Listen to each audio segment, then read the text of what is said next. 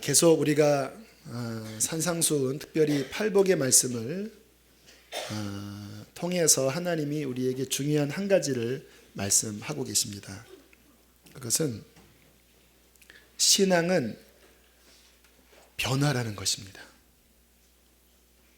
반드시 예수님을 만나면 우리의 삶은 바뀌게 되어 있습니다. 그렇죠. 주님이 우리의 삶에 찾아오셨는데 그 후로 아무 일도 일어나지 않았다? 말이 안 되는 거죠. 그분이 우리의 마음을 변화시키시고요. 마음이 바뀌니까 우리의 삶이 바뀌고요. 우리의 입술의 말이 바뀌고 우리의 삶의 태도가 바뀌는 것이 신앙입니다. 또 바뀌다가 멈추면 안 돼요. 계속적으로 바뀌어 나가는 거예요. 언제까지? 주님 앞에 설 때까지. 어떤 것이 목적입니까? 더 그리스도를 닮고 더 그리스도를 닮아가서 우리의 삶에서 그분의 영광이 나타나는 것이 하나님이 우리를 구원하신 계획이고 목적인 것입니다. 이 산상수훈의 팔복이 그 과정을 아주 영적으로 자세히 풀고 있습니다. 그래서 이 산상수훈의 팔복의 단계는 어떻게 보면 신앙생활의 1단계, 2단계, 3단계의 과정을 보여주기도 해요. 제일 처음에 주님을 만나기 위해서 갖는 마음은 가난한 마음입니다. 성경에 가난한 자에게 아름다운 소식을 전하게 하려 하십니다. 제가 목회를 하면서 많은 분들을 만나는데 교회를 다녀도 주님을 못 만나는 사람들이 꽤 많습니다. 그냥 종교생활을 하는 거예요. 그런데 교회를 나오자마자 주님을 만나는 사람들이 있어요. 근데 그분들의 공통적인 특징은 삶의 환난으로 인하던 어떠한 과정으로 인하던 그 마음이 가난하더라고요. 그래서 마치 스펀지가 물을 그냥 흡수하듯이 이 가난한 마음이 있으면 그냥 교회에 오자마자 하나님의 말씀이 그냥 그 심령 안에 스펀지처럼 그냥 흡수가 되면서 하나님을 만나게 되더라고요. 성경에 말씀하십니다. 심령이 가난한 자는 복이 있나니 천국이 그들의 것이며. 그 가난한 마음에 이제 주님이 찾아오시면 일어나는 첫 번째의 변화가 지난주에 드린 말씀처럼 눈물샘이 터지는 애통의 과정을 겪습니다. 여러분, 사람의 마음 안에는요, 그 누구나 할 것 없이 그 깊은 내면 안에는 상처, 그 상처로 인한 여러 가지 그 아픔과 그 문제들이 인간의 마음 안에 가득 차 있어요. 겉으로 포장할 뿐입니다. 교양으로 포장하고 또 나의 어떠한 학력으로 포장하고 내 가진 어떤 외적인 내 경력으로 포장하면서 그럴듯해 보이지만 그 껍질 하나 둘만 풀으면요, 그 사람 내면 안에는 온갖 괴로움, 슬픔, 상처와 분노로 인간의 마음 안에는 가득 차 있어요. 하나님께서 우리의 마음 안에 찾아오시면 제일 처음에 하시는 일이 그 마음을 만지시는 일을 하는 거예요. 치료하시는 것입니다. 그래서 이 아픔이 많을수록 이 눈물의 과정이 참 길어요. 많이 그 속에 있는 쓴뿌리와 그 고통의 그 마음들이 치유되는 과정, 말씀 하나하나가 다 자기 말씀 같고, 제가 어떤 사람의 상황을 몰라요. 그러나 꼭 내 모든 속을 다 아는 것 같은 그런 말씀이 들리는 이유는 하나님께서 그 마음속에 찾아오셔서 치유하는 일들을 행하시는 것입니다. 자, 그렇게 마음의 분노가 씻어지고 상처가 씻어지면서 그 마음 안에 일어나는 중요한 크리스천의 특질이 있는데 그것이 바로 온유함이라는 것입니다. 온유함. 왜 온유할까요? 그 전에 내가 포장하고 내가 어떤 정상적이지 않게 더 힘이 들어가고 열등감에 더 잘난 척하고 그렇게 내 마음이 딱딱하게 굳어져 있던 것들이 이렇게 빠져나가면서 그 마음이 하나님이 창조하신 원래의 그 부드럽고 그 온전한 형상으로 바뀌어진 그 모습이 바로 온유함입니다. 그래서 오늘은 산상수훈의 세 번째로 이 온유함에 대한 진리의 말씀을 성경을 통해서 우리가 함께 나누기를 원하는 것입니다. 어떠한 가정 사역자가 그런 이야기를 했다고 그래요. 사람의 마음 안에 그 문제를 일으키는 것이 상존하는 분노라고 합니다. 물론 모든 사람들의 마음은 희로애락의 자연스러운 그 화나는 감정이 있어요. 그것이 큰 문제는 아닙니다. 그러나 제가 아까 서두에 드린 말씀처럼 우리 속에 상처로 인해서, 열등감으로 인해서 그 속에 왜곡되고 뒤틀려진 그 마음 안에 분노가 자리 잡고 있는데 그 이름이 상존하는 분노라는 것입니다. 이 상존하는 분노는 뭐냐면 마치 어떤 열병이 걸리면 계속 열이 38도, 39도 안 떨어지잖아요. 그게 병원에서는 굉장히 심각하게 다루거든요. 열이 안 떨어지는 것이. 그처럼 내 마음 안에 계속 이글이글대는 분노가 남아있는 거예요. 그래서 평상시에 괜찮다가 누군가 그것을 건들기만 하면, 어떤 사람은 자존심으로, 어떤 사람은 어떤 내 재정적인 부담으로 건들기만 하면 내 속에 그 상존해 있던 분노들이 마치 화산처럼 팍 폭발해서 관계를 깨트리고 삶의 어려움을 준다라는 것입니다. 더군다나 깊이 영적으로 들어가면 이 상존하는 분노가 인간의 마음을 어떻게 변형시키냐면요, 딱딱하게 만듭니다. 여러분, 사람의 이 신체도요, 자꾸 자극을 받고 상처를 많이 받으면 그 부위가 딱딱해져요. 감각이 굉장히 현저하게 떨어집니다. 인간의 마음도 마찬가지입니다. 계속되는 분노, 그 상처가 쌓이고 굳어지고 터지고 또 쌓이고 하면서 인간의 마음이 딱딱하게 굳어져 있어서 그 굳어진 마음으로 관계 안에 어려움을 주는 거예요. 저도 지금까지 지내오면서 교인 중에서는 이러한 느낌이 그렇게 많진 않지만 일반 세상 사람들과 만나서 대화하면 이렇게 철벽 같은 느낌이 드는 거예요.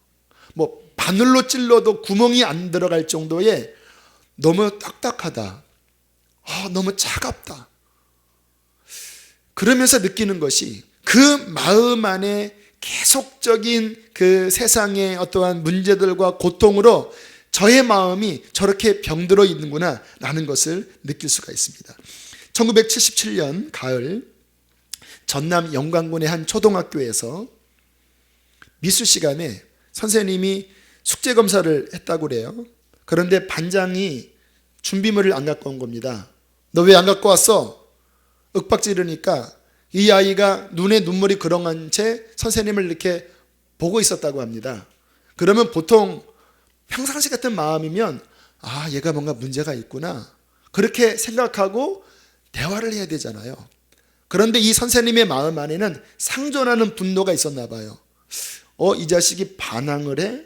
어디 선생님을 똑바로 쳐다봐? 그리고 싸대기를 때리고 막 혼을 냈다고 합니다. 그리고 그 다음에도 준비물을 안 갖고 오면 또 혼내고 또 혼내면서 이 아이가 문제아로 낙인을 찍혔다고 합니다. 그렇게 17년이 지난 시점에 이 아이는 청년이 되고 결국 법정에 서는 일이 벌어졌다고 합니다. 그 법정에서 이렇게 진술을 했다고 그래요. 재판장님, 저는 그때부터 세상의 모든 사람이 미웠습니다. 모두 죽이고 싶었습니다. 그 당시 저는 크레파스는커녕 밥을 굶으면서 학교에 다녔습니다. 그러나 선생님은 항상 때리기만 했습니다. 이분이 지존파의 주범 김규환 씨라고 그래요. 이게 세상의 흐름입니다. 그 김규환 씨를 때린 선생님이나 그 고통 중에 마음에 쓴뿌리가 생긴 김규환 씨나 그 속에 골마 있었던 그 독한 분노와 원한이 한 인생을 망가뜨리고 한 가정을 깨뜨리고 한 공동체에 계속적인 아픔과 어려움을 준다는 거예요. 하나님의 구원은 그것을 결코 지나가지 않아요. 하나님의 구원은 우리의 중심의 영혼을 살리시고 마음을 변화시키시는 구원이 진정한 하나님의 구원입니다. 그래서 가난한 마음과 애통한 마음에 주님이 찾아오시면 주님께서는 그 사랑의 눈길로 마음 깊은 곳 안에 있는 그 상처와 열등감과 분노와 모든 굳어진 것들을 그의 은혜로 계속 녹이시고 또 녹이시고 변화시키십니다. 이 하나님을 만나는 것이 진정한 신앙생활이에요. 방배동에 시온 감리교회라는 교회가 있는데요. 그 목사님이 제가 이제 잘 아는 임재식 목사님입니다. 이제 그 임재식 목사님이 저에게 그 교회의 제자 훈련을 통해서 일어난 아주 귀한 간증을 이야기를 해주시더라고요. 그 교회에 김태룡이라는 권사님이 계신데 아주 성격이 강하신 분이고 역시 그 강한 성격으로 수십 년간 그 가정을 폭군처럼 군림했다고 합니다. 얼마나 많이 아이들을 때렸겠습니까? 근데 제자 훈련을 받으면서 주님이 그 마음을 두드리시고 찾아오신 거예요. 지난날 잘못 살아온 것을 눈물로 참회하면서 그의 딱딱하게 굳어있던 마음이 변화되기 시작했습니다. 그러니까 제자훈련 반원들이 다 놀랄 정도였다고 그래요. 그런데 10단원이 사랑단원인데 숙제가 가족들에게 사랑 고백하기입니다. 또 그 안에 내용을 보면 그 유기성 목사님이 그 사모님에게 사랑해 그 말 때문에 또 사모님이 막 눈물을 흘리셨다라는 그 예화가 있잖아요. 그래서 이게 익숙하진 않지만 내가 이 고백을 하면 우리 아내가 감동하겠지. 그래서 아주 용기를 내서 아내에게 사랑해 하면서 진하게 안아주었다고 합니다. 그랬더니 아내가 하는 말이 갈구지나 말어 그러더래요. 얼마나 낙심이 되는지. 그동안 내가 아내에게 몹쓸 짓을 했기 때문에 내가 이런 반응을 받는구나. 그래도 다시 기운을 내어서 이번에는 아들에게 내가 고백해야 되겠다. 아들이 고등학생이었는데요. 도서실에서 공부를 마치고 새벽 1시에 아이가 들어올 때까지 기다렸다고 합니다. 1시에 들어오자 꼭 끌어안으면서 도영아 사랑해 하는데 깜짝 놀란 겁니다. 얘 몸에서 담배 냄새가 나는 거예요. 고등학생이. 그래서 너 담배 폈지? 그랬더니 이 아이가 안 폈어요 하는데 미심쩍잖아요. 너 손 내밀어봐. 손가락 냄새를 맡으니까 진한 니코틴 냄새가 나더래요. 그 순간에 그냥 싸대기를 날리고 싶은 이 옛 본성이 올라왔지만 주님께서 참아라 라는 음성이 들려서 조용히 방에 데리고 가서 조근조근 타일렀대요. 피면 안 된다. 이 아빠의 변화된 모습에 아들이 정말 감동을 했던 것 같아요. 그리고 그 다음 날에도 1시까지 기다렸다가 도영아 사랑해 하면서 냄새를 맡고 그 집사님이 간증문에 이렇게 적었더라고요. 더 이상 담배 냄새가 나지 않고 싱싱한 땀내음만 맡아졌습니다. 하나님이 하셨습니다. 하나님 감사합니다. 무슨 변화가 일어난 것일까요? 여러분의 삶에서는 크지 않을지 모르지만 하나님의 구원이 그렇게 일어났다라는 거예요. 그 마음 안에 딱딱하고 날카롭고 폭력적이었던 그 상처와 원한의 쓴뿌리들을 하나님께서 씻어내시면서 그 마음에 그리스도인이라면 반드시 가져야 될 온유한 성품을 하나님이 그 안에서 이루신 것입니다. 여러분, 세상에서는 이 온유함이 그렇게 중요한 특질이 아니에요. 특히 우리나라 정서는요, 온유하다 하면 바보 같다, 무능력하다, 그러한 이미지가 있어요. 오히려 히딩크나 또는 박정희 대통령처럼 뭔가 이 사회를 그냥 강력하게 이끌어갈 그러한 때로는 좀 폭력을 쓰더라도 좀 강인한 어떤 리더십에 대한 동경이 있어요. 그러나 성경은 우리에게 온유함이 중요하다라고 말씀을 하고 있습니다. 심지어는 이 팔복의 세 번째가 심령의 가난함, 애통함, 그리고 세 번째가 온유한 자는 복이 있나니라고 말씀을 하는 겁니다. 그냥 지나쳐서는 안 돼요. 아주 중요한 하나님의 우리를 향하신 말씀이거든요. 예수님도 자신에 대한 성품을 이야기할 때 마태복음 11장에 보면 나는 마음이 온유하고 겸손하니 내게 와서 내 멍에를 배우라. 그리하면 너희 마음이 쉼을 얻으리라 라고 말씀하셨습니다. 구원자이신 주님이 마음이 온유하고 겸손해서 우리가 온유하고 겸손하신 주님 앞에 나아갈 때 우리의 마음이 쉼을 얻을 수 있다고 말씀을 하고 있는 것입니다. 갈라디아서 5장에 유명한 성령의 9가지 열매의 8번째가 온유의 열매예요. 무슨 의미입니까? 하나님의 백성들이 반드시 맺어야 될 성품의 특질이 온유함이라는 것입니다. 왜냐하면 이 온유하지 않을 때에 많은 문제들이 생기기 때문입니다. 이제 제가 목회도 하고 또 여러 단체를 이렇게 보고 또 이야기도 나누면서 제가 한 가지를 깨닫게 되었습니다. 어떤 단체를 이끌어가는 사람이 분이 많고 또 성격이 강하면 두 가지 특징이 있습니다. 하나는 그 공동체가 좀 강하게 끌어나가져요. 그리고 그 밑에 있는 사람들이 말을 잘 들어요. 왜냐하면 좀 잘못하면 그냥 곧장 이게 쏟아져 내려오니까 말을 잘 듣더라고요. 그래서 저것도 나쁘진 않다라고 생각했는데 근데 나중에 길게 봐서 제가 뭐를 깨달았냐면 그 밑에 있는 사람들이 그렇게 상처를 많이 받는 거예요. 그 안에 있을 때는 말을 잘 듣는 것 같고 그리고 일을 열심히 하는 것 같았지만 나중에 보면 그때 받은 상처 때문에 한동안 홍역을 치르는 사람들이 꽤 많아요. 아마 지금 이 말씀을 드릴 때 내 얘기입니다라고 그렇게 수긍할 분도 계실 거예요. 또 하나 문제는 그렇게 받은 상처가 이게 답습이 돼요. 그 사람에게 내게 힘이 주어졌을 때 안갚음하든지 아니면 내가 컸을 때 또 내 밑에 있는 사람에게 똑같이 행해요. 심지어는 일본에서는요, 한 여성이 남편한테 계속적인 압박을 당하다가 한참 참았답니다. 남편이 늙을 때까지.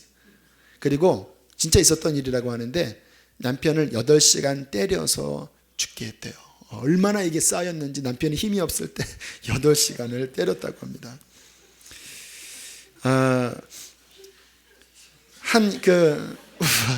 우리 남성들 잘하셔야 합니다. 힘이 없을 때 한 노 목사님이 젊었을 때 또 분이 많아서 그렇게 아내에게 화를 많이 냈는데 이 노 목사님이 나중에 이제 돌아가실 때가 되어서 의식이 코마 상태, 의식 불명 상태에 이렇게 넘어갔는데 그 의식이 불명돼도 이 귀는 여전히 끝까지 살아있다고 그래요. 의사가 이분은 돌아가셨습니다. 그랬더니 의식이 살아있으니까 나 안 죽었다고 손을 이렇게 쥐었대요. 그랬더니 그 할머니가 옆에서 그걸 보더니 이렇게 이야기했대요. 돌아가셨다잖아요. 그 남편이 손을 흔들면서 나 아직 안 죽어서 사인을 보내니까 의사 선생님 말이 맞아요. 네, 그렇게 이야기를 했다고 해요. 조심하셔야 합니다. 여성들이 실은 무서워요. 여러분, 사람을 변화시키는 거는요, 정말 마음 깊은 곳에 깊은 자발적으로 그 사람을 변화시키는 힘은 온유함입니다. 사랑으로 나오는 온유함이 길게 볼 때 정말 그 사람을 얻는 거예요. 여러분, 누가복음 15장의 탕자가 아버지께로 돌아오게 되는 그 마음 깊은 동기는 그 아버지가 갖고 있는 온유한 사랑에 대한 기대 때문이었습니다. 아니나 다를까 아버지 집에 왔을 때 아버지는 그 아들을 책망하지 않고 재산을 탕진한 것에 대해서 꼬치꼬치 캐묻지 않고 그의 상한 발을 신발로 어루만지고 그의 더러워진 옷을 새 옷으로 입히고 끌어안으면서 그렇게 기뻐한 온유한 사랑 때문에 아들이 변화된 거예요.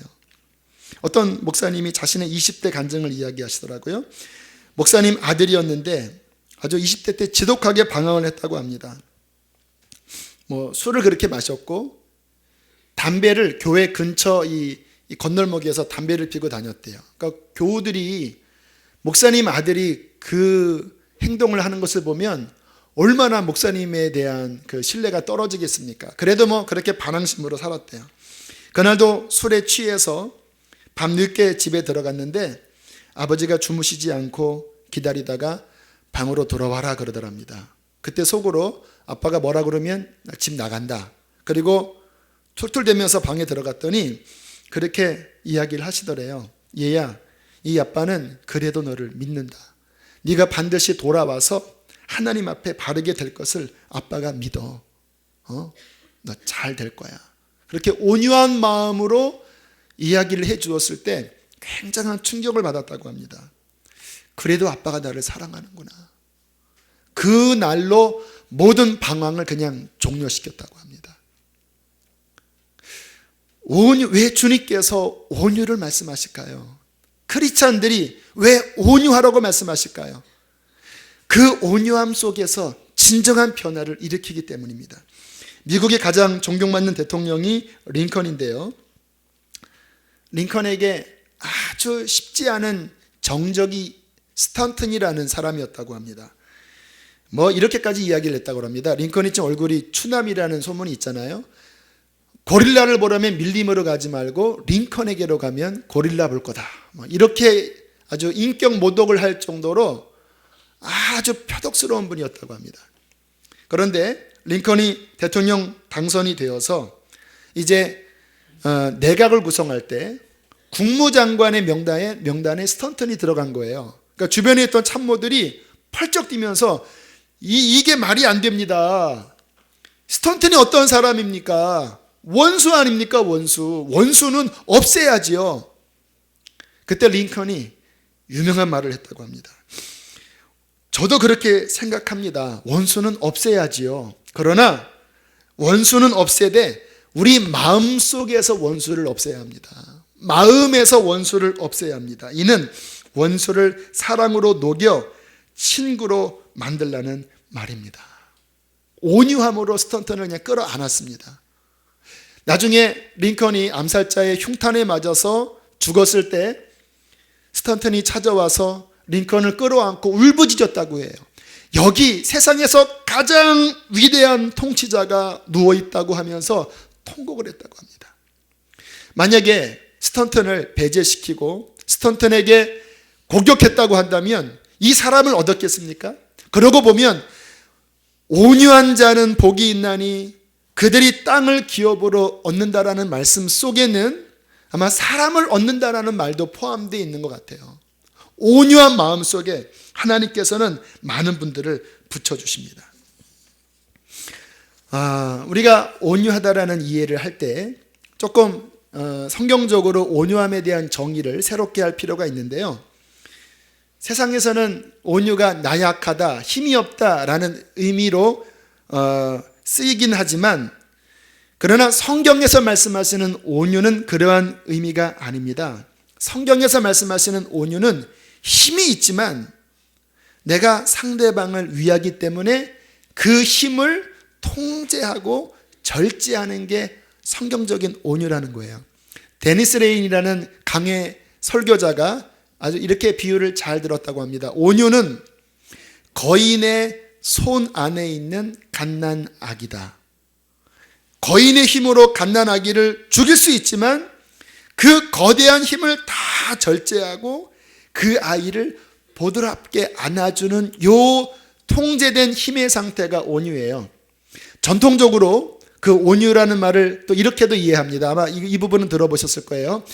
야생말, 그 천방지축인 야생말을 잡아서 주인이 쓰기에 합당하게 길들일 때 그 길들이다라는 말이 온유입니다. 그러니까 막 힘이 넘치고 막 자신의 권력, 위치가 막 넘쳐나는데 그것이 상대방을 위하여, 하나님을 위하여 절제되고 통제되면서 그 힘을 다 쓰지 않음으로써 그 공동체를 살리고 가족을 살리는 그 내적인 성품의 태도가 온유라는 거예요. 대표적인 예가 예수님이죠. 뭐 예수님처럼 강한 분이 어디 있으십니까?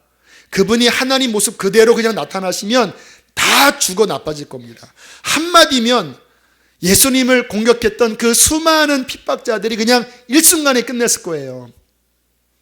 그런데 주님의 모습은요, 주님께 욕을 하고 손가락질을 하고 막 심지어는 절벽에서 밀어뜨리려고 하는 그 수많은 사람들 사이에서 본인의 그 모든 힘 99.99%를 다 통제하고 순한 어린 양처럼 묵묵히 하나님의 뜻대로만 순종해 나가시는 거예요.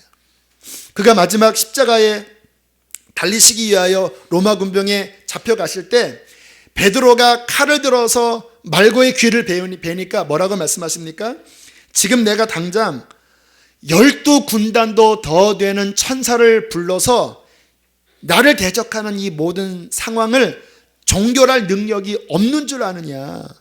그런데 그렇게 힘을 다 써버리면 너희를 구원하려고 하는 하늘 아버지의 뜻이 어떻게 이루어지겠느냐. 칼을 쓰는 자는 칼로 망한다.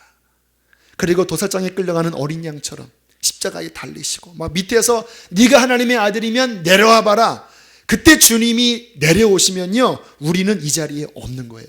끝까지 온유하게 자신의 모든 힘을 다 빼시고 주님 뜻에 순종하고 영혼들을 품으셔서 지금 저와 여러분이 이 자리에 구원받은 자녀로 서 있는 것입니다. 하나님을 따르는 자녀들아, 너희도 나의 이 마음을 본받아서 세상을 변화시키고 사람을 변화시키는 것은 이 온유함이니 너희의 모든 관계 속에서 나의 이 온유를 배우라고 주님은 말씀해 주시는 것입니다. 여러분, 이 말씀 속에서 물론 주님 만나면 이 분과 노가 빠지긴 하지만 제 경험으로는 끝까지 우리 안에 잔존해 있는 것 같아요. 그러나 이러한 말씀 앞에 또 뽑아내셔야 합니다. 또 다루셔야 돼요. 왜? 이것은 크리스찬에게 중요하기 때문에. 여러분의 가정에서, 여러분의 직장에서, 여러분의 처한 공동체에서 내가 하나님의 자녀라면 주님 내 안에 당신의 온유함을 배우게 하시고 그 온유함으로 땅을 기업으로 얻게 하소서. 두 번째, 성경에서 말씀하시는 그 온유함에는요, 첫 번째는 사람을 변화시키는 능력이 있고요, 두 번째, 제가 말씀을 연구하고 묵상하면서 또 하나의 기이한 온유의 능력을 주님께서 깨닫게 하셨습니다. 그것은 뭐냐면 성경을 보니까 결국 하나님은 온유한 자에게 승리를 주시더라는 거예요. 왜?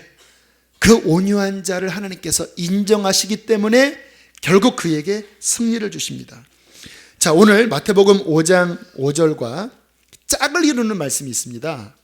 여러분, 성경을요 많이 읽으면 성경에 대한 이해가 굉장히 입체감이 있게 발전되는데 그 팁 가운데 하나가 짝이 맞는 말씀이 연결되면 말씀이 확 살아나요.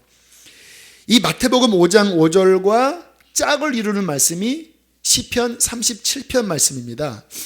이 시편 37편 말씀은 다윗의 시인데요, 이 시편 37편에 한 세 가지의 그 행악자와 우리에게 어려움을 주는 그 모든 인간관계 속에서 이제 어떻게 대처해야 되는지에 대한 그 세 가지 대지의 말씀이 나와요. 그 부분을 이해하면 오늘 마태복음 5장 5절이 굉장히 밝게 열립니다. 자, 첫 번째는 뭐라고 말씀하냐면요, 37편 1절에 보면 행악자를 인하여 불평하지 말며 불의를 행하는 자를 투기하지 말아라. 그러니까 악을 악으로 대하지 말고 분노로 다가오는 사람에게 같이 불평하고 분노하면서 대하지 말아라 라고 타이르고 있고요. 7절에 여호와 앞에 잠잠하고 참아 기다려라. 온유함으로 기다려라. 마치 예수님이 도살장에 끌려가는 양처럼 유순했던 것처럼 기다려라. 8절에 분을 그치고 노를 버려라. 행하게 치울지 뿐이다. 그렇게 우리 마음에 온유함에 대한 권면, 그 배경은 어떤 배경입니까? 우리를 찌르고 억울하게 하고 아프게 하는 그 행악자의 틈 속에서 우리들이 온유하게 참고 인내하라는 말씀이 나와요. 그리고 두 번째 어떠한 권면이 나오냐면 그 모든 것을 참되 그냥 무조건적으로 참는 것이 아니라 하나님께서 모든 것을 지켜보고 계시니까 하나님을 바라면서 모든 것을 주께 맡기라고 말씀합니다. 주님을 바라보고 주님을 의지하고 너는 꿋꿋하게 주님의 말씀에 순종하라고 두 번째 권면을 해요. 자, 그러면서 세 번째 나오는 약속이 이제 마태복음 5장 5절과 연결되는 뒷부분의 말씀인데 11절에 보면 이렇게 말씀합니다. 온유한 자들은 땅을 차지하며 풍성한 화평으로 즐거워하리로다. 똑같은 말씀이죠. 온유한 자들이 땅을 차지할 거다. 이 구약적인 배경, 이 다윗의 시편의 배경을 이해해야지만 이 말씀이 이해가 돼요. 온유한 자가 땅을 차지할 거다. 18절 여호와께서 온전한 자의 날을 아시나니, 주님이 기억하고 계시다라는 거죠. 그들의 기업은 영원하리로다. 28절 29절 여호와께서 정의를 사랑하시고 그의 성도를 버리지 아니하심이로다. 그들은 영원히 보호를 받으나 악인의 자손은 끊어지리로다. 의인이 땅을 차지하며 거기서 영원히 살리로다. 무슨 의미입니까? 이런 의미입니다. 너희가 하나님 바라고 참고 기다리면 결국 하나님께서 너희를 인정해 주셔서 너희의 삶에 복을 주실 것이다. 결국 승리는 악한 자가 아니라 결국 승리는 온유하고 하나님께 순종하는 자가 승리를 얻을 것이라고 말씀해 주는 것입니다. 여러분, 말씀이 진리입니다. 짧게 보면 막 화를 내고 악을 악으로 갚고 막 눈은 눈, 이해는 이해로 하는 게 속 편해 보여요. 그러나 길게 보면요, 온유한 자가 승리합니다. 왜냐하면 하나님이 그를 인정하시기 때문에 하나님이 복을 주시는 거예요. 온유한 자는 복이 있나니 그들이 땅을 기업으로 받겠다라는 말씀은 결국 하나님께서 그의 인생에 손을 들어주신다는 거예요. 이 말씀에 대한 구체적인 예가 이 시편을 기록한 다윗이잖아요. 사울이 그를 죽이려고 온갖 표악으로 다윗을 괴롭혔지만 끝까지 인내로 승리한 다윗이 이스라엘 전역을 통일하고, 이스라엘만 통일합니까? 그 모압, 에돔 그 일대 전체를 기업으로 하나님께 받잖아요. 여러분, 억울한 일이 있으시나요? 막 속에서 분노가 치밀어 오르나요? 당장이라도 고소하고 싶고 당장이라도 따지고 싶으시나요? 주님을 바라봄으로 인내하세요.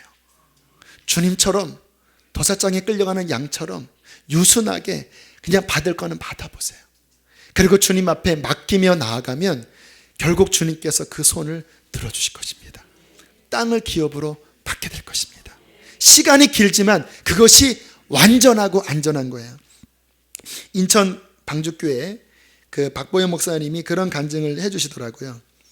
안성에서 불황아들과 함께 살 때 한 번은 그 아이에게 심하게 매를 맞았대요.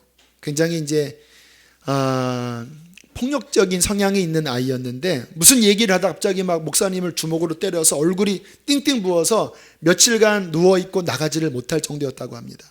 목사님이 그러시더라고요. 치욕스러웠대요.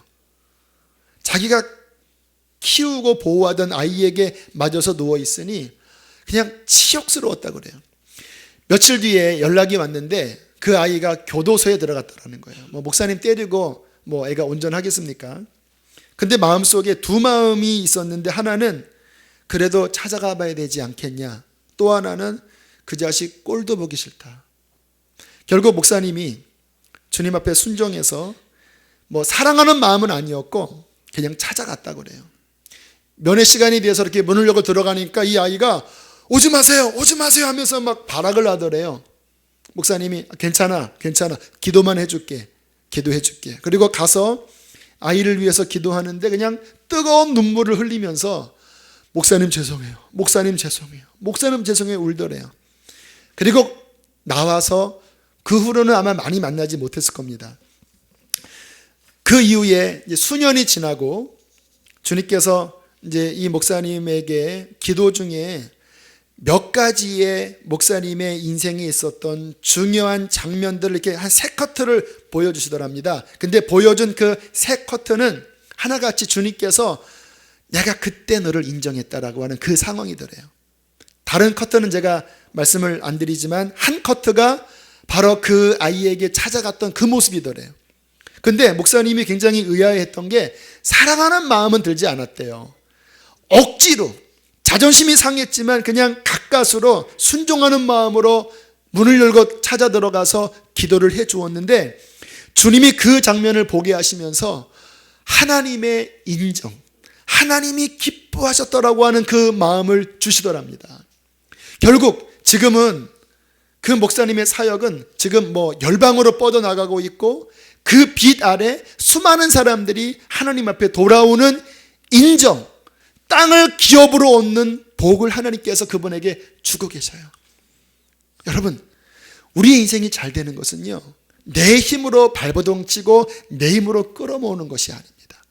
하나님 앞에 인정받으면 당장은 손해보는 것 같지만 길게 내다보면 그분의 인정 속에 그분이 갚아주시는 것이 나와 내 후손과 내 모든 영역에 진정한 복인 것입니다.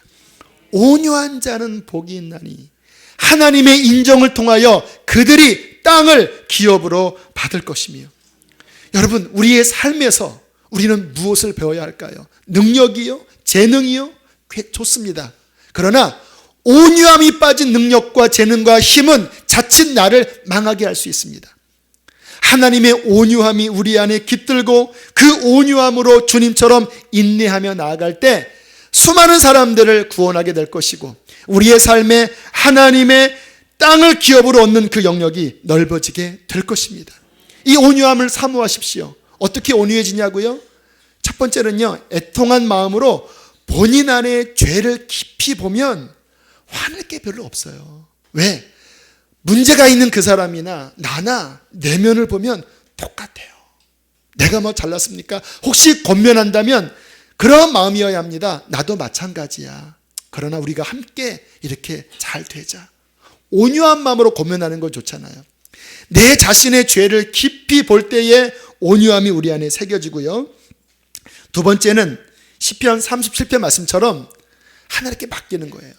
내가 막 뭔가를 처리하려고 인위적이고 막 감정을 실어서 그렇게 처리해 나가면 이상하게 문제가 생겨요. 그러나 정말 하나님 앞에 맡기고 주님의 인도함을 따라가면 주님의 시간이 흐름에 따라서 모든 것이 광명하고 원만하게 그분께서 풀어주십니다. 이 인내를 배우고 주님을 따라가는 것이 주님을 따라가는 자들의 모습인 것입니다. 마지막 세 번째, 그래도 화가 납니다. 화가 나더라고요. 그러나 그때 기억해야 합니다. 야고보서 3장에 이렇게 말씀하고 있습니다. 너희 마음속에 독한 시기와 다툼이 있으면 자랑하지 말아라.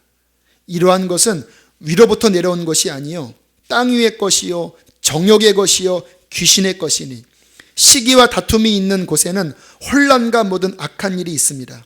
오직 위로부터 난 참된 지혜는 성결하고 화평하고 관용하고 양순하며 긍휼과 선한 열매가 가득하다고 말씀하세요. 그러니까 내 안에 어떠한 분노가 이글이글 타오르면요, 기억하십시오. 이것은 정상이 아니다. 인간적으로는 정상일 수 있어요. 그러나 그리스도인에게는 그것은 정상이 아닙니다. 우리는 주의 마음을 품고 사는 자들입니다. 주님 앞에 설 때까지 우리가 이루어야 할 것은 예수 그리스도의 성품입니다. 나는 마음이 온유하고 겸손하다라고 하는 주의 마음을 내가 품길 원합니다. 기도하세요. 엎드려 또 기도하세요. 주의 마음이 임할 때까지. 십자가에 나를 못 박으세요. 주의 마음을 구하세요. 그렇게 나아가다 보면 그분께서 어느 순간에 내 마음을 평정하게 하시고 그가 갖는 마음을 부어주십니다. 그리고 한마디를 하고 그리고 나아갈 때 우리의 삶에는 선한 열매가 맺혀지게 될 것입니다. 우리 함께 시간 찬양하면서 기도하기를 원합니다.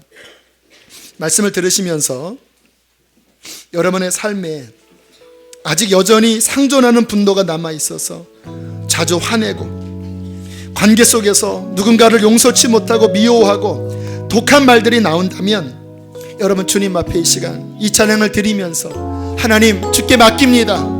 내 속을 변화시켜 주시고 주의 마음을 내 안에 이루소서. 그렇게 나가길 원합니다. 주님 평화 막힌 담을 모두 하셨네. 주는 평화, 주는 평화 할렐루야. 우리의 평화 주는 평화, 주는 평화 막힌 담을 모두 하셨네.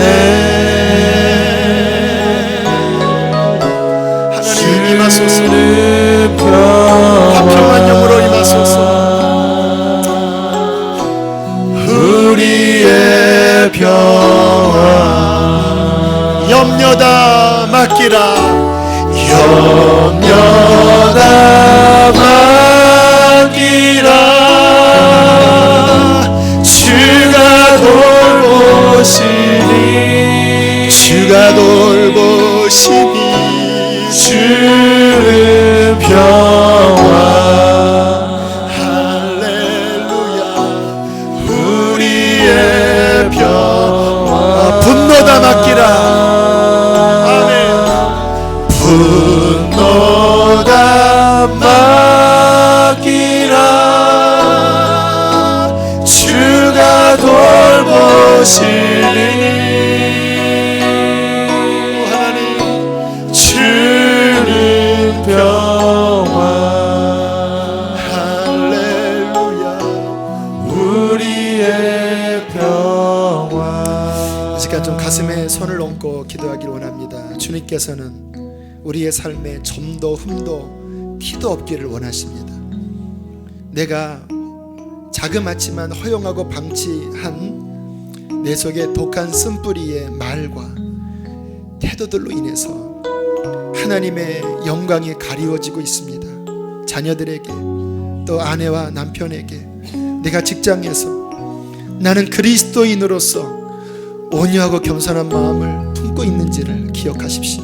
하나님 이 시간 그로 인하여 막혔던 나의 관계들 내 삶의 모든 상처 입었던 것들 다시 한번 주님 앞에 가지고 나아오니 주님 보혈로 씻겨주시고 예수님처럼 온유와 겸손을 배우게 하여 주시옵소서. 땅을 기업으로 받는 인정받는 주님의 아들 딸이 되게 하여 주시옵소서. 기도하시겠습니다. 오 할렐루야. 하나님 아버지